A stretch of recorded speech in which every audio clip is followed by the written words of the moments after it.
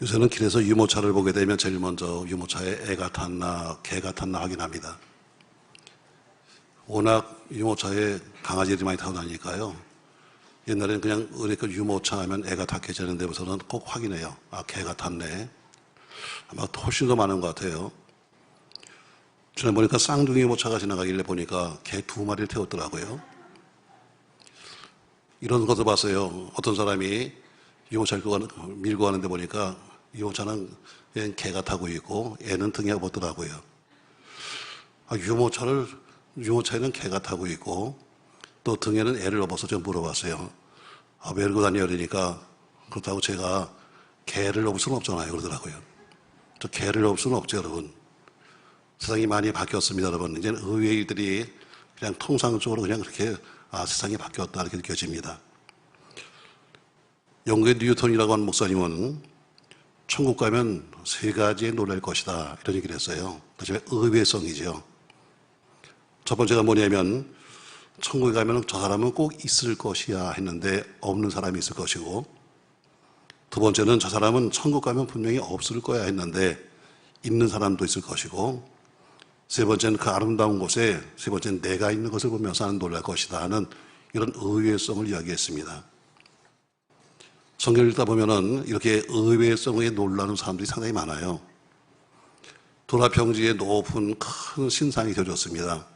느부갓네살 왕의 금신상을 세워놓고 모든 백성에게 이 신상 앞에 절해야 한다, 아니면 죽어 했음에도 불구하고 그 신상 앞에 서서 우뚝 서 있는 3명의 사람을 보았죠. 바로 사드락과 메삭과 아벳느고였습니다. 이런 신앙의 의외성은 이 땅에서 참 많이 발견할 수 있습니다. 기독교가 박해를 받고 그리고 많은 사람이 순교하게 됐을 때 평소에 믿음 없어 보이는 사람이 때로는 용감하게 신앙처를 지키고 숨는 사람도 있고, 평상시에는 아주 유명한 목사가 되어서 교계 지도자가 되어서 다니면서 남들에게 잘 믿자고 했던 그런 사람들이 오히려 불신 세력과 타협해서 신앙 저버린 사람도 상당히 많았습니다. 그런 모습이 예수님 당시도 많았어요. 여러분, 어쩌면 우리가 기대하기는 예수님의 가장 그 신앙을 이어받을 사람이 누굴까? 예수님의 가장 훌륭한 신앙 모습을 가장 많이 본 사람이 누구고, 또 가장 믿음이 좋아할 사람이 누군가 하면 당연히 제자들입니다. 왜? 3년씩이나 함께 예수님과 더불어 먹고 마시고 수없이 많은 기적을 봤기 때문에 어쩌면 많은 사람 중에서 가장 믿음이 좋은 사람이 제자가 돼야 맞을 거예요. 근데 복음서 읽다 보면은 놀라운 장면이 나옵니다. 예수님께서 제자들에게 이런 책망을 하셨습니다. 어찌하여 너희는 믿음이 없느냐?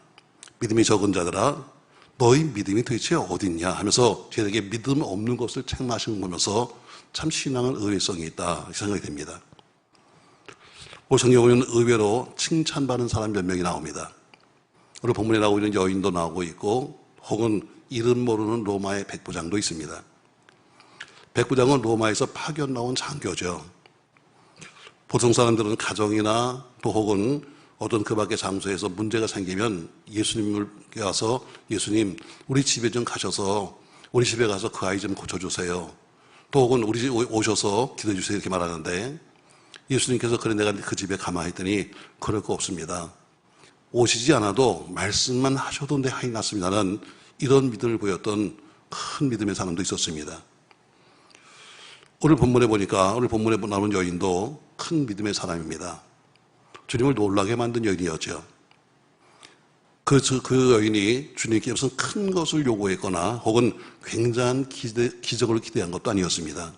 그냥 예수님, 부스러기 은혜 주십시오.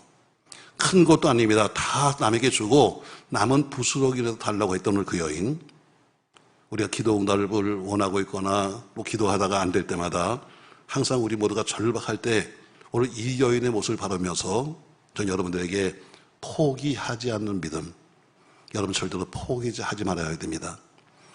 전 여러분에게 종종 이런 얘기합니다. 사람이 살다 보니까, 저도 인생 살다 보니까요, 저도 한번 사업하다 망해본 사람이지만 사업하다 실패할 수도 있습니다. 다 누구나 목표도 좋았고 다 나름대로 좋은 생각이 있으니까 사업을 한 거지, 처음부터 난 망할 거야 이런 사람 아무도 없을 거예요. 다 공부도 마찬가지예요. 나도 좋은 학교 가서 이런 삶을 살아야지 했지만 그러나 잘 안 되는 거예요. 성경은 살다 보니까 인생 망가졌다, 이거 죄라고 보지 않아요. 물론 죄도 있겠지만 그러나 살다 보니까 내가 병들었다, 어쩔 수 없는 거예요. 내가 남들보다 더 많이 공부하고 싶었지만 그러나 환경이 안 돼서 못했다, 이거 죄 아닙니다, 여러분.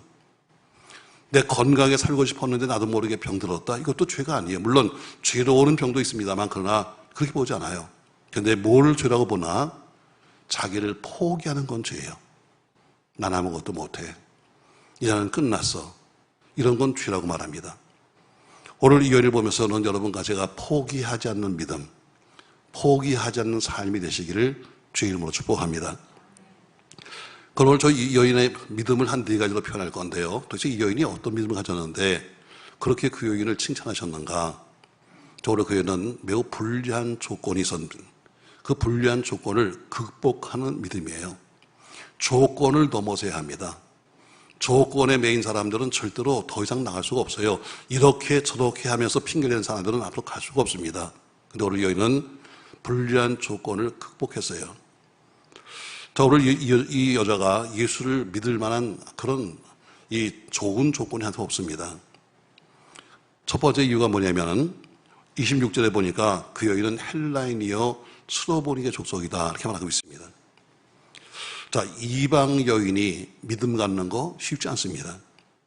그런데 이 여인은 이방인임에도 불구하고 하나님을 올바르게 섬기고 있었고 그 오신 그 예수님을 주님으로 알아본 사람입니다. 오늘 본문에 보니까 이 여인은 24절에 보니까 두로라고 하는 지역에 살았어요. 이 두로라고 하는 지역은 지금 말하면 레바논에 속한 도시인데 그 당시 이스라엘과 아주 근접한 지역이었습니다. 근데 이스라엘과 사이가 좋지 않아가지고 주로 거기서 많이 전쟁들을 했습니다.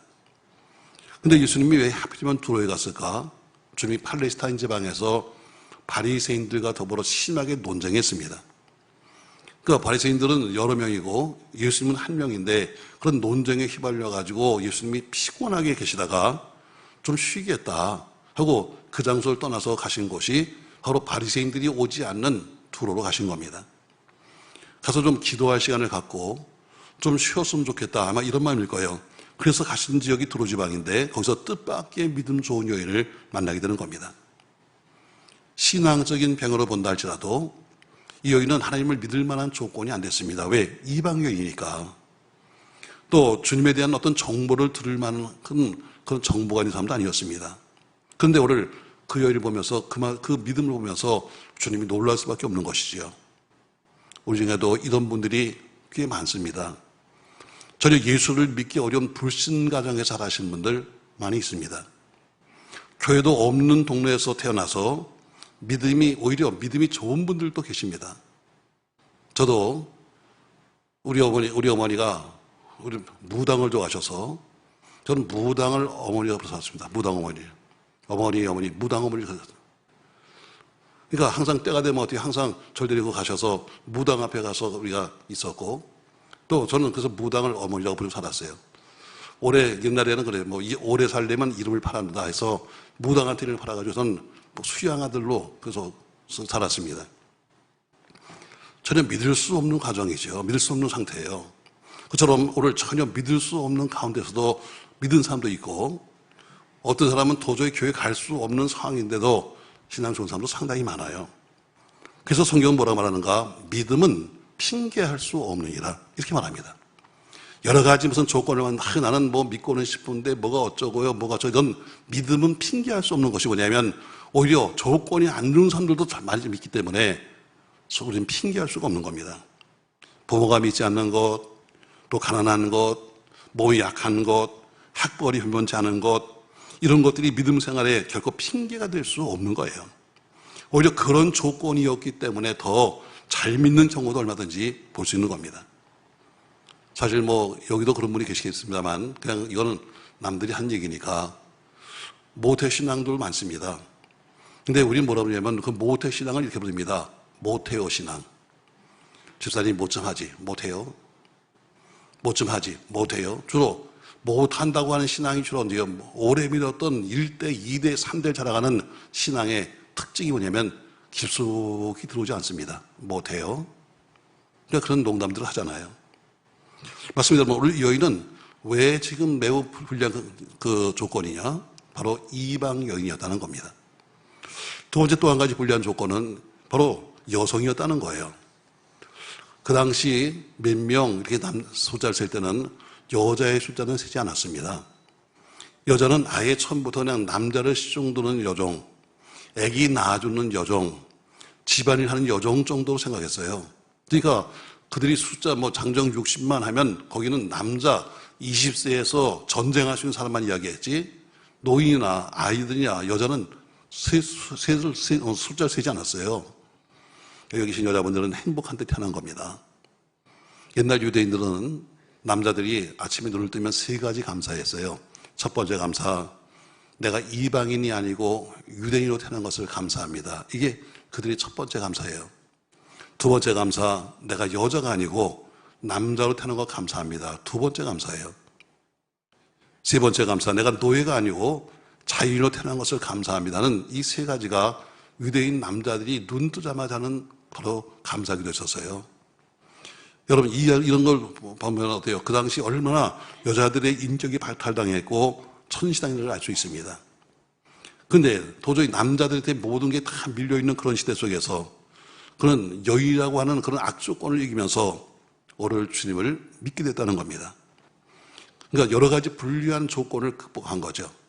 그러니까 여러분이 사는 모든 삶 속에 신앙만 아니라 여러 가지 불리한 조건을 이길 수 있기를 주의 이름으로 바랍니다. 매일 조건입니다. 나는 이래서 못해. 나는 이래서 안 돼. 우리는 이래서 못하는 거야 하면서 조건을 잃은 사람들은 평생 가도 그것을 넘어설 수가 없는 겁니다. 그럼에도 불구하고 그런 나쁜 악조건임에도 불구하고 우리 여인은 어때요? 이방 여인이요 이방의 여자라는 것 때문에 그 권리도 없는 그 여인이 예수를 알게 된 겁니다. 두 번째로 이 여인의 신앙이 어떤 신앙인가? 바로 모욕적인 이야기, 모욕적인 거절을 인내로 극복했습니다. 여러분 어떤 이든 간에 참으신 분이 이기는 겁니다. 아멘. 우리 26절에 보니까 이 여인이 와서 예수님께 부탁합니다. 예수님, 내 딸이 귀신 들렸는데 내 딸에서 귀신을 좀 쫓아주세요 하고 이 기도 제목이죠. 그런데 27절에서 예상외의 대답을 주님이 하셨습니다. 이렇게 말씀하셨죠. 예수께서 이르시되 자녀로 먼저 배불리 먹게 하시니 자녀의 떡을 취하여 개들에게 던짐이 마땅치 않다 이렇게 말합니다. 이 얘기는 아주 쉽게 말하면 너는 개 같은 여자야 이 얘기입니다. 그 여인을 개 취급하는 아주 모독적인 이야기입니다. 피상적으로 관찰하면 아주 모독적인 이야기고 편견 같은데 사실은 그 속에 예수님이 그 여인을 지금 테스트하는 순간이었습니다. 주님은 이 여인이 순수하고도 굽히지 않는 그 믿음을 확인하고 싶은 거예요. 근데 그 여인의 행동과 그 여인의 말이 그 합격이 됩니다. 그래서 오히려 여인의 큰 믿음이 드러나게 됩니다. 오늘 이 동일한 사건을 마태복음에서는 이렇게 말씀하고 있어요. 그 여인이 와서 예수님께 말합니다. 예수님, 내 딸이 귀신 들렸는데 좀 쫓아주세요 했더니 마태복음에는 예수님이 침묵하셨다 그럽니다. 와서 지금 마음이 급해가지고 와서 지금 예수님 좀 도와주세요 하는데 예수님이 쳐다보지도 않고 어때요? 침묵했다는 겁니다. 여러분 여기서 우리는 중요한 걸 발견합니다. 여러분과 제가 여러 가지 사건이 생기고 힘들이 생길 때마다 와서 나름대로 애쓰고 수고하고 기도합니다. 그러나 그렇게 기도했지만 아무런 응답이 없을 때, 그럼에도 불구하고 아무런 해결이 없을 때 우리는 그때가 중요한 순간입니다. 하나님이 침묵하실 때 많은 사람이 어때요? 실망하거나 좌절하거나 하나님을 떠나려고 합니다. 그렇죠. 조바심이 나죠. 하나님이 정말 살아계신 것일까? 나를 버리신 것이 아닐까? 이런 생각이 들겠죠. 그러나 그 믿음 잘못된 겁니다. 우리가 마치 기도하는 것을 공중전화 거듯이 내가 지금 돌리기만 하면 그분이 응답하는 생각하면 큰일입니다. 여러분, 건전한 믿음의 속성은 하나님과의 인간적인 관계가 지속적으로 유지되어야 되는 것입니다. 좋으신 하나님, 나를 아시고 나의 모든 것을 아시는 하나님, 나의 문제도 기도의 제목도 아시는 하나님, 그리고 미리 준비하시고 인도하시고 유익하게 하시고 응답하시고 채우실 하나님, 언제나 섭리하시고 협력에 유익하게 만드시고 가장 적당한 때에 가장 귀한 시간에 응답할 것을 믿는 것, 바로 이런 끊임없는 사람에게 바로 하나님이 축복하시는 겁니다. 우리가 누가복음 18장에 보면은 불의한 재판관을 찾아가는 억울함을 호소했던 한 과부 이야기가 나옵니다. 이 과부가 억울함을 당합니다. 지금 남편이 없는 것도 지금 굉장히 좀 큰일인데 거기다 가는 곳마다 남에게 무시를 당하고 억울함을 당해요. 그래서 재판관에 가서 호소하러 갑니다. 근데 성경은 그 재판관은 불의한 사람이라 하면서 뇌물을 주지 않으면 절대로 재판하지 않는 사람이라고 되어 있습니다. 근데 이 과부가 그냥 계속해서 찾아가는 겁니다. 낮에도 가고 밤에도 가고 한밤중에 가서 이제 잘만한데 또 와서 두들기면서, 그러니까 불의한 재판관이 이렇게 말합니다. 이 여인의 사정을 더 주지 않으면 계속해서 귀찮게 굴 테니까 내가 할 수 없이 더 줘야겠다. 그리고 이별 말씀하시면서 누가복음 18장 7절에서 이렇게 주님이 결론하고 있습니다. 하물며 하나님께서 그 밤낮 부르짖는 택하신 자들의 원한을 풀어주지 않겠느냐, 그에게 오래 참으시겠느냐는 것처럼 지금 당장 응답이 없다 할지라도 낙심하지 않냐고 하며 성취를 기다리면 반드시 응답의 때가 온다는 것입니다. 야고보서 5장 11절 말씀 보라, 인내하는 자를 우리가 복되다 하나니 너희가 욥의 인내를 들었고 주께서 주신 결말을 보았다. 욥의 인내는 터키가 한번 뭐라고 쓰세요? 욥의 우물에 써 있습니다. 욥의 인내는 하나님도 인정하신다 이렇게 써 있습니다. 여러분, 훌륭한 믿음, 칭찬받는 믿음의 요소는 지속적인 신뢰, 변함없는 믿음, 끝까지 기다리는 인내입니다. 전 여러분 좀 더 참고 인내하시기를 주 이름으로 축복합니다. 반드시 때가 되면 놀라운 사건이 벌어질 겁니다. 자, 세 번째 보니까 이 여인은 주님의 은혜를 기대하면서 겸손하게 매달리는 믿음이었습니다. 주님이 좀 거절하셨습니다. 난 당신하고 상관없어요. 근데 이 여인의 이 본문의 클라이막스 같은 얘기가 나옵니다. 28절 말씀이죠. 여자가 대답하여 이르되 주여 올소이다마는 상 아래 개들도 아이들이 먹던 부스러기를 먹나이다. 주님이 아주 쉽게 말합니다. 그래, 난 너하고 상관도 없어. 넌 개 같은 사람에 불과해. 했더니 맞습니다. 그러나 개들도 어린아이들이 먹고 남은 부스러기를 먹는 것처럼 나도 큰 것 바라지 않습니다. 그냥 부스러기의 은혜라도 제가 받기를 원합니다 하는 겸손한 대답이었습니다. 주님은 누구에게 은혜 주십니까? 겸손한 자에게 주십니다. 어거스틴에게 제자가 찾아와서 묻습니다. 선생님, 어떻게 은혜를 받습니까? 하고 물었더니 어거스틴이 이렇게 말합니다. 그래, 첫째는 겸손해야 한다. 그래, 두 번째는 역시 겸손해야 한다. 세 번째도 역시 겸손해야 한다. 은혜 받는 비결은 겸손해야 합니다. 겸손하게 주 앞에 무릎을 꿇으면 반드시 하나님께서 은혜를 주시는 겁니다. 오늘 자존심을 건드렸습니다. 여러분, 다른 건 다 몰라도 가장 견디는 것이 자존심입니다. 와서 지금 어때요? 예수님 하고 예수를 부른다는 자체도 지금 자존심이 꿀리는 거예요. 이방 여인이 와서 다른 이방 사람에게, 남자에게 와서 찾는 것도 여러분 사실 잘 꿀리는데 난 너하고 상관도 없어. 넌 개에 불과해. 여러분, 얼마나 자존심 상하는 거예요. 근데 오늘 그 여인이 뭐라고 주님을 부르는가 하면 이렇게 불렀습니다. 주여. 이렇게 불렀습니다. 주여. 이 한마디가 아주 중요한 얘기입니다. 여러분, 마가복음 전체에서 예수님께 처음 나온 사람이 주여 부른 것은 딱 이 여인 하나밖에 없습니다. 마가복음 전체를 여러분 읽어보세요.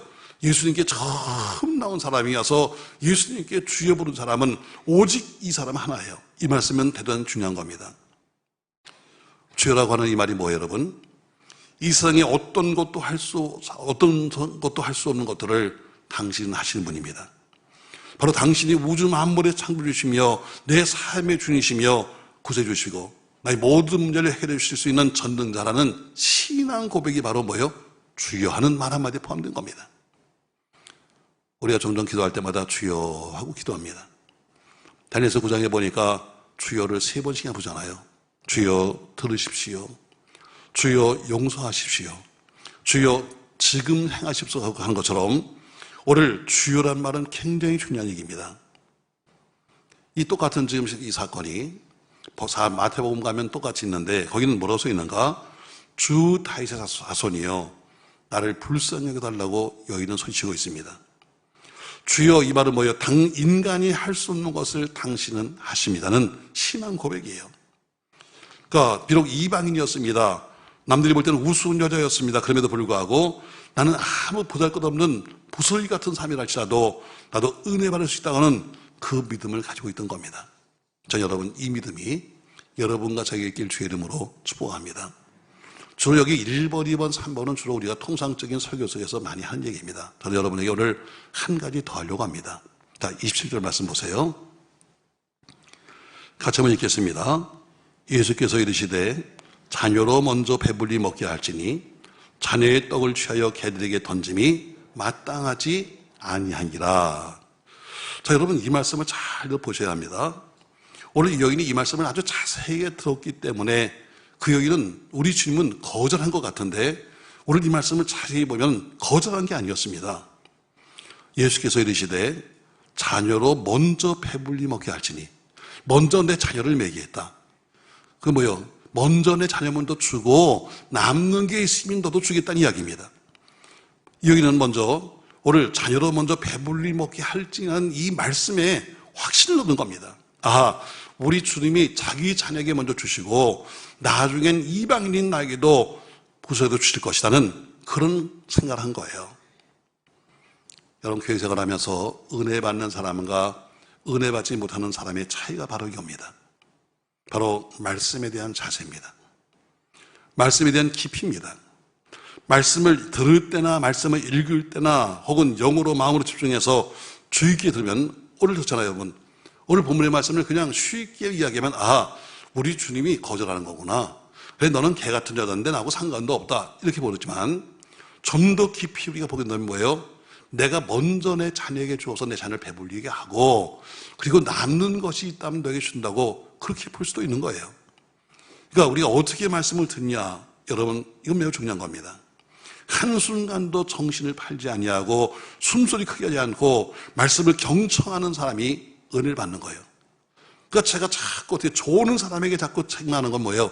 그렇게 졸면서 어떻게 은혜를 받냐, 졸면서. 꼭 졸면서 어떻게 가끔가다 남들이 주의하면 나도요 이러면서 무슨 은혜 받냐. 지금 정신을 바짝 차려도 지금 말씀이 지나가는데 한 번 지나면 듣지도 못하는 말씀에 여러분 정신 차려야 합니다. 오늘 바로 말씀을 놓치지 않는 믿음이에요. 말씀이 흘러갑니다. 근데 어떻게 그 말씀 속에서 그냥 지나가는 이야기로, 아, 저 거절당했네, 이것이 아니라 그 말씀 속에 숨어있는 비밀을 찾는 거예요. 그리고 그 말씀이 마음에 닥치면 나도 모르게 나온 것이 뭐예요? 아멘이에요. 여러분, 이제 저희가 300시간 연속기를 시작하면서 수험생들 명단을 지금 찾고 있습니다. 물론 다 파악을 합니다만 혹시나 또 빠지신 분이 있을까. 어쨌든 뭐 하면 꼭 한두 명이 빠지기 때문에 밖에다 붙여놓고 여러분들이 좀 쓰세요 했습니다. 각 교구나 구역에서 좀 확인해서 써주시기 바랍니다. 근데 나중에 이제 시험 보고 나면은 나중에 신문이 나오잖아요. 만점자, 혹은 뭐 1등한 사람 찾아가서 인터뷰합니다. 그러면 가서 당신은 어떻게 공부했어요? 하면 거의 똑같습니다. 나온 게. 저는 수업 시간에 충실했습니다. 나는 과외 공부를 충실했습니다. 이런 사람 한 명도 없습니다, 여러분. 나는 학원을 충실했습니다. 이런 사람 없습니다, 여러분. 난 수업 시간에 충실했습니다. 이게 가장 기본입니다. 그리고 어때요? 항상 앞자리에 앉습니다.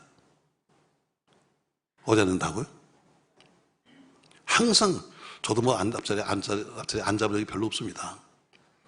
근데 항상 공부하는 사람한테 항상 앞자리에 앉습니다.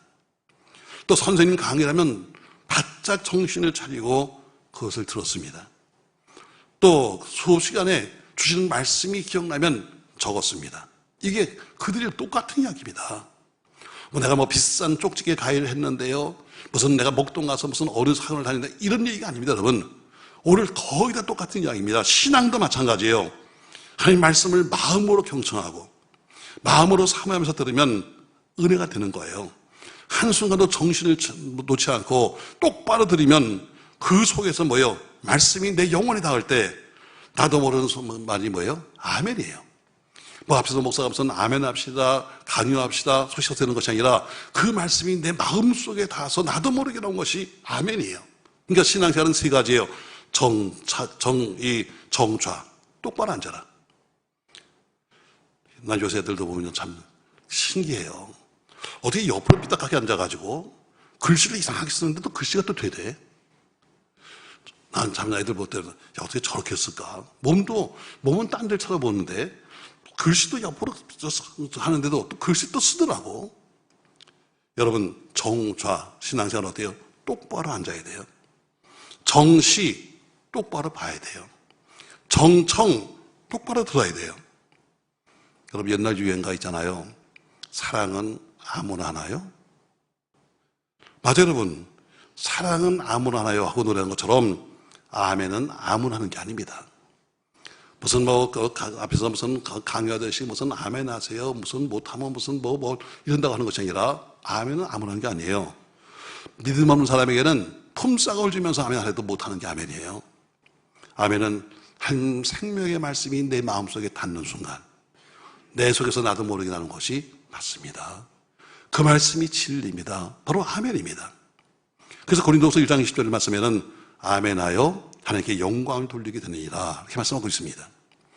이 여기는 주님의 말씀을 믿음으로 잘 들었습니다. 소망 가지고 인내하면서 그 말씀을 경청하다가 의의 축복을 받은 겁니다. 여자여 네 믿음이 크도다 내 소원대로 되라. 말씀하시는 순간에 그 딸의 병이 완전하게 회복된 것을 믿으시기 바랍니다. 지금 여러분과 제가 처한 환경이 불리하고 어렵고 힘들고 복잡해도 끝까지 인내하는 믿음으로 나가면 반드시 하나님의 역사가 나타날 줄로 믿습니다. 좋으신 하나님을 신뢰하고 꾸준하게 기도하며 기다리는 자에게는 최선의 응답이 주어지는 겁니다. 자존심 버려야 합니다. 여러분, 하나님 앞에 무슨 자존심이 있겠어요? 겸손하게 구하는 자에게는 하나님의 놀라운 은혜가 임할 줄로 믿습니다. 주님께서 이런 부정적인 말씀을 하십니다. 인자가 올 때에 세상에서 믿음을 보겠니? 매우 부정적인 얘기입니다. 무슨 얘기예요? 주님이 이 땅에 심판으로 재림하러 오실 때 그 땅이 세상에 불의하고 죄악이 관영해서 신자들이 형식적인 신자가 되고 경건의 모양은 있지만 경건의 능력을 부여한 쭉정이들만 교회 속에 잔뜩 있을 텐데 그때 그 속에서 인정받을 믿음을 볼 수 있겠느냐 이 얘기입니다.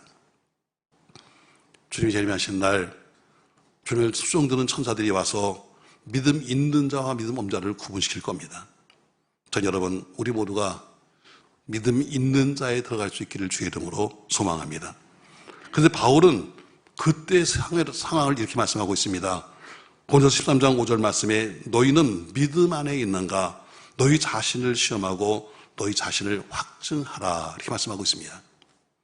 오늘 본문에 나오는 여인은 좀처럼 믿음 갖기 어려운 여건 속에서 좋은 믿음, 큰 믿음을 가졌습니다. 결코 포기하지 않았습니다. 끝까지 전능하신 주님을 바라보면서 간구했기 때문에 결과는 응답을 받은 겁니다. 우리 모두 마지막 순간까지 절대로 포기하지 않는 신앙, 포기하지 않는 삶이 되시기 바라면서 이번 상반기 부흥성회 그리고 300년 연속 기도에 우리 모두 참여해서 응답받고 해결받고 고침받고 쓰임받기를 주의 이름으로 축복합니다. 주님의 은총은 포기하지 않는 자에게 반드시 오는 것입니다. 오늘 그 부흥회가 그리고 다음 주가 되는 한 달 동안 전교인 300시간 연속 기도 시작됩니다. 어느 한 사람에게 다 해달라는 거 아닙니다. 물론 시간이 허락하신다면 다 와서 같이 하는 것도 감사하겠지만 그러나 모두가 단 한 시간만이라도 나와서 함께 기도하자, 모든 공동의적으로 함께 기도하자 하는 바로 나도 이 교회 성도임을 확인하는 시간입니다. 여러분, 나라가 위기상황입니다. 여러분 다 느끼잖아요. 밖으로 무슨 별 얘기를 다 해도 나라는 지금 위기상황입니다. 모두가 다 힘을 모아도 시원찮은 이때 나라는 딱 나눠져 있습니다. 네 편, 내 편. 나눠져 있잖아요. 모든 악재를 이기 위해서 힘을 모아도 지금 시원찮은데 나라와 정치와 경제가 지금 파고로 가고 있습니다. 지금 교회들이, 지금 성도들이 나라 위해서 기도해야 합니다. 또 6월 초순부터 오송 성전의 앞에 새로 지은 아파트가 이제 드디어 입주 시작합니다. 오송전의 전도와 부흥에서도 함께 기도해 주시기 바랍니다. 하나님의 교회 부흥은 돈으로 되는 것이 아닙니다. 돈을 많이 들여서 예배당을 짓고 그리고 잘못하게 만들고 그러면 사람이 오겠지 하지만 그러나 그렇게 지어놓은 교회들도 빈교회 많습니다. 하나님의 교회는 하나님에 대한 사랑, 영혼 사랑, 내 교회 사랑, 애착과 뜨거운 사랑이 있을 때 가능하게 부흥되는 것입니다. 또 2024년도에 대입수험생, 특수학교 진학할 고등학생, 취업생, 고시생, 유학 준비하는 우리 사랑하는 자녀들 그 모두를 놓고 함께 기도하는 시간입니다. 나중에 그때 가서 급해가지고 와서 무슨 금식하니 얘기하지 말고 미리미리 기도의 향을 하나님께 올려주시길 주의 이름으로 바랍니다. 입시만 아니라 우리 무엇 하나 자녀들에게 보여주고 가르칠 것이 없는 이런 시대에 살고 있지만 우리가 할 수 있는 방법은 오직 하나, 기도뿐입니다. 반년이 지나갑니다.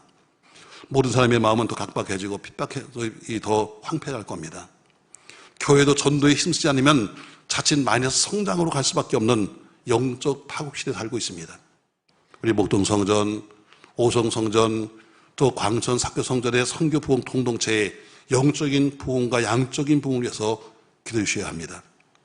모두 다 게시판에 비어있는 글자리에 여러분의 이름을 확인해 주셔서 여러분 모두가 기적의 주인공, 기도 응답의 주인공이 되시기를 예수님의 이름으로 축원합니다. 어떤 일도 포기하지 마십시오. 신앙만 아니라 여러분의 삶도, 여러분의 살아가는 앞으로의 인생도 포기하지 마십시오. 어떤 환경에 얽매이지 말고 우리 가장 좋은 곳으로 응답하시고 치유하실 하나님께 우리 모두가 감사하며 승기를 아릴 수 있는 간증이 있는 성도가 되시기를 예수님의 이름으로 축원합니다. 저는 여러분에게 이런 얘기를 했습니다.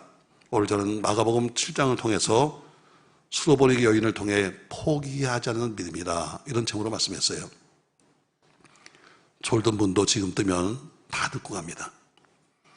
자, 첫 번째, 그 여인은 매우 불리한 조건이 있었습니다. 이방 여인이요, 여자라고 하는 불리한 조건이 있었음에도 불구하고 불리한 조건을 극복하는 믿음입니다. 여러분과 제가 인생을 살면서 수십 많은 어려움도 있을 텐데 그 어려움을 넘어서기를 주의 이름으로 바랍니다.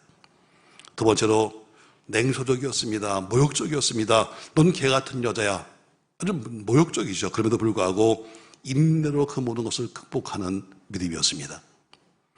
세 번째, 주님의 은혜를 기대하며 겸손하게 매달리는 믿음이요, 마지막으로 주의 말씀을 놓치지 않고 듣는, 바로 듣는 믿음이었습니다.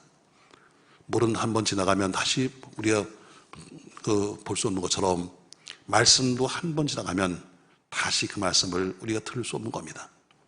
물론 유튜브나 무슨 녹음한 것을 들으면 되겠지만, 그러나 그 말하는 그때 감격과 듣는 감격이 다른 거예요. 오늘 여러분, 어떤 환경도 이기십시다. 어떤 좌절도 이기십시다. 핑계치 말고 여러분 모두가 이겨 함께 승리를 노려할 수 있는 여러분과 제가 되시기를 예수님의 이름으로 축원합니다.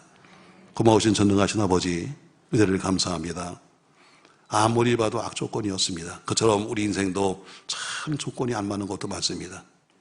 신앙생활하는 조건도 안 맞고, 인생 조건도 안 맞고, 직장 조건도 안 맞고, 많은 것이 우리에게 안 맞는 것도 많지만, 그렇지라도 우리 오늘 극복한 여인처럼 그 모든 환경을 이기고 승리하도록 축복하시며, 어렵기에 더욱 주 앞에 기도하며, 어렵기에 더욱 주님께 가까이 가며, 어렵기에 더욱 말씀을 경청하여서 그 속에 숨어있는 비밀을 알 수 있도록 축복하여 주시옵소서. 오늘 그 어머니 때문에 그 딸이 귀신 들린 병이 난 것처럼 부모하는 기도 소리에 자기들이 앞길이 열어지도록 축복하시고, 자기들이 지금 가고 있는 길에 막혔던 모든 일들이 우리의 눈물과 우리의 땀방울과 우리의 기도 소리에 해결되도록 축복하여 주시옵소서. 부모의 기도의 소리에 질병이 낫게 하시고, 부모의 눈물 때문에 그들이 가는 길이 열어지도록 축복하시며, 부모들이 흘렸던 땀방울과 눈물방울 때문에 그들 삶에 열매가 맺히도록 역사하여 주시옵소서. 예수님의 이름으로 기도하옵나이다. 아멘.